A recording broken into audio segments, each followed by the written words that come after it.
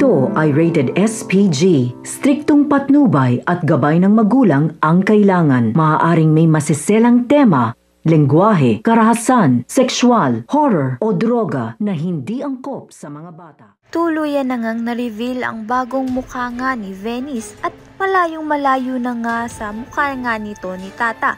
Kaya naman nga't galit na galit nga itong si Venice nito nga kay Tata dahil mga agaw na nga raw siya ng asawa pati na nga rin ng mukha.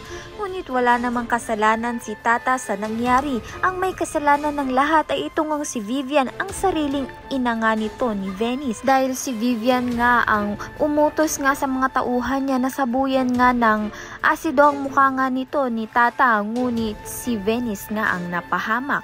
Kaya naman nga't pagbabayaran ni Venice ang mga kagagawan nga ng kanyang sariling ina. Gayon pa man ay nagpatawag na nga itong si Vivian ng press con upang ngang ipakilala nga ang bagong mukha nga nito ni Venice. Kasama nga itong si Francis na asawa nga nito ni Venice. Hindi nga malaman kung ano ang reaksyon nito ni Francis dahil wala na nga siyang nararamdaman pang pagmamahal dito kay Venice dahil mahal niya na ngang tunay itong si Tata. Sa kabilang banda naman nga, successful din ang operation nga nito ni Nay Guapa, kaya naman nga tuwang-tuwa nga itong si Tata dahil balik na nga raw sa dati ang buhay nila at healthy na nga itong si Nay Guapa.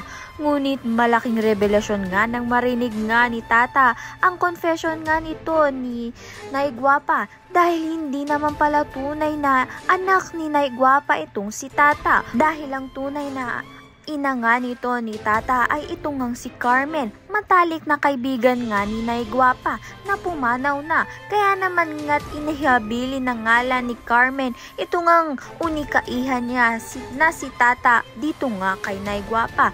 Kaya naman nga't ito ngang si Tata ang kinikilala nga niyang ina ngayon ay ito ngang si Nay Guapa. Ayan at iba pa ang dapat nating pakaabangan. Maraming salamat sa iyong panonood.